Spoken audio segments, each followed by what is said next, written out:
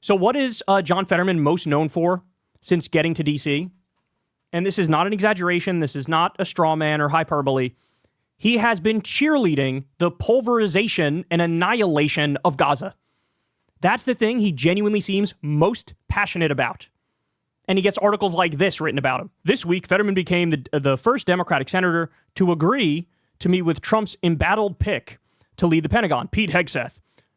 So Pete Hegseth, the guy who said we should do a preemptive attack on North Korea, the guy who was drunk at a bar chanting, kill all Muslims, the guy who never met a war he didn't like, and then never mind the personal problems that he has of being a drunk asshole and also committing SA.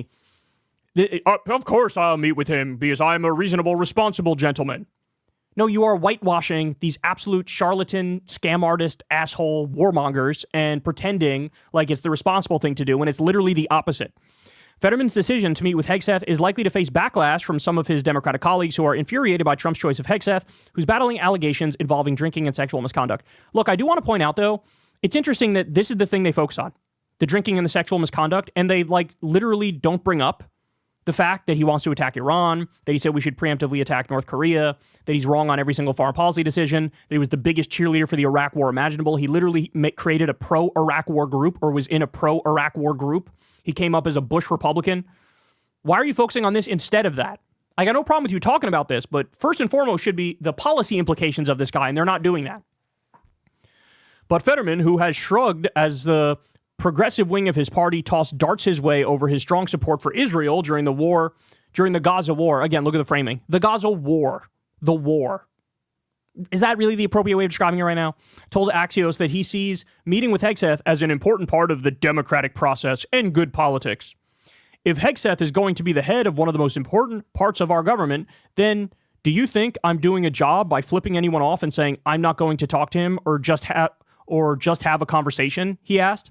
Fetterman said it would be reckless, would be distressing if we're willing to completely turn our back on conversations with people who could have leadership positions in the Trump administration. No, what's reckless is even entertaining voting in favor of this psychopath.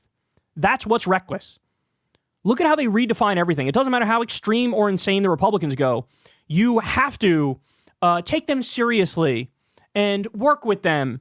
And it doesn't matter if they pick fucking Himmler for a position in the government. You better talk to Himmler. Fetterman is a rare Democrat who has publicly backed Trump's pick of Elise Stefanik to serve as ambassador to the UN. Gee, I wonder why he picked Elise Stefanik. Could it be because Elise Stefanik is also rabidly pro-Israel and pro-genocide? And by the way, she led a banning and censorship campaign against pro-Palestine voices on college campuses. So in other words, John Fetterman loves that Elise Stefanik hates free speech in America. That's why he likes her. That's why he's going to back her.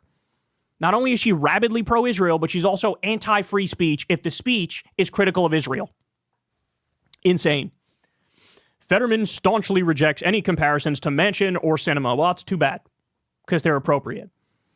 Both of whom are leaving the Senate next month and have been repeated thorns in Democrats' side. I'm not leaving my party. I just happen to have reasonable views, and I don't know why that's controversial, Fetterman told New York Times in October when asked about his break with the party's progressive wing. Again, look at the fawning framing here. I'm just reasonable, and they're really... Really? What, you want to get into the specifics? How are you reasonable? Because you saw 50,000 dead Palestinians in Gaza, 90% of which are innocent civilians, and you said, hooray, send more bombs to them? Does that make you reasonable? Is that reasonable? Was it reasonable when you did a complete and utter 180 on immigration, where you used to openly and directly make a case for immigration being a good thing for the country, and now all of a sudden it's the opposite and you're going full MAGA on that issue? Or how about when you pretended to support Medicare for all and then you backed off of Medicare for all? When it actually, push came to shove and it actually came time to sign on to the bill, you said, I'm not in favor of it anymore. How is any of that reasonable? You are a swamp creature. That's what you are. Political hack trying to climb the ladder to relevance. But guess what? It's going to backfire. It's going to backfire because you got no prayer in a Democratic primary, son. Fetterman's political calculus is evident. He represents a politically divided swing state that went for Trump and ousted Pennsylvania senior Senator Democrat Bob Casey in last month's election. This is bullshit. It's bullshit for this reason. The idea that Fetterman has to do this because of the nature of his state. Really? Have you checked in on Warnock and Ossoff, who represent Georgia? They're blue senators from a red state, and they've voted correctly and have not cheerleaded genocide. That's likely a big reason why he's also become one of a few Democrats who, like Pete Buttigieg, a regular guest on Fox News, is willing to engage with conservative-leaning platforms. No. Let's be clear. I'm actually going to defend Pete Buttigieg here. Because Pete Buttigieg goes on Fox News and fights them. He debates them. He disagrees with them. He makes a counter-argument. John Fetterman goes in there, breaks out the oil, and gives them hand jobs. And plays the role of, even Democrat lefty John Fetterman agrees with everything MAGA's saying, bro.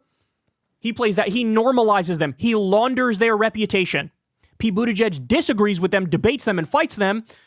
John Fetterman goes in there and gives them a hand job. Fetterman jumped onto Trump-owned Truth Social this week, joining a relatively small number of Democrats. His first post called for Trump's criminal hush money case in New York and Hunter Biden's conviction bullshit. And he said the president-elect should be pardoned. So he goes on Truth Social, and his very first post is pardon Trump. And he says pardon Hunter too, but guess what? The conservatives are going to say, no, fuck Hunter, but yeah, pardon Trump. That's what they're going to say. He thinks he's building bridges. He's not. He's just feeding them the slop that they want to hear. And by the way, he's totally fucking wrong. Have Democrats ever considered doing anything based on principle? So here's the thought. Trump committed 91 crimes. For the record, you should not pardon that because he committed the crimes. Right? But no, it's always, if we do that, maybe Trump will go easier on us. He's not going to fucking go easier on you. He's out for his revenge tour. Get it through your goddamn head. In November, Fetterman went on Joe Rogan's popular podcast, which many Democrats had been urging Harris to go on as the party's presidential nominee this fall. Oh, bro, he went on Rogan's podcast, bro. Bro, he went on Rogan's podcast, bro. So did I, 4 or 5 times. It's really not a big deal, especially now that Joe is more like Rush Limbaugh than George Carlin, that his audience is now completely MAGA. So he went on to basically a MAGA podcast to feed a MAGA audience what they wanted to hear. That's what he did. It wasn't like back when I went on when it was a 50-50 audience and I would make left-wing arguments and anti-Trump arguments. Now that's not the case anymore. Let's stop pretending like this is a guy trying to spread his left-wing message to an audience that's like split. That's not what this is. That's not what this is. It's really a simple rule. I'll have a conversation with anyone. Oh, you're so brave, bro. Oh, you're so brave, bro. You'll talk to people, bro. Oh my God, bro. If they're playing it straight, I'm going to do the same and engage. Okay, this is a new Kyle rule. Literally anybody who ever likes to have conversations about having conversations, never listen to them again. This has been the podcast trick for like 5 fucking years straight now, where people like to suck themselves off for having conversations about having conversations. You know, I'm just a guy who likes to have conversations, bro. I like to have conversations, bro. I like to hear different perspectives, bro. Why can't we just like talk? You know, the whole thing is like, I like to talk to people. Even if we disagree, bro, I like to talk about it, bro. It's conversations about having conversations. And that is what you say when you have fucking nothing to say. And you want to pretend like you're some sort of an iconoclast or a hero.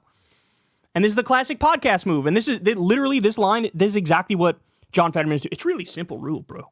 I'll have a conversation with anyone. If they're playing it straight, I'm going to do the same. Bro, I have conversations with people, bro. That's what I do, bro. Oh, you fucking hero. No, see, what you really do is you go into right-wing circles and you tell them what they want to hear.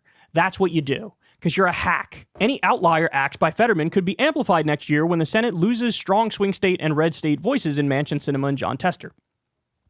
Given the politics of his state, Fetterman often casts his willingness to engage with MAGA world as pragmatism, even as some of his Democratic colleagues plot the resistance against Trump's agenda.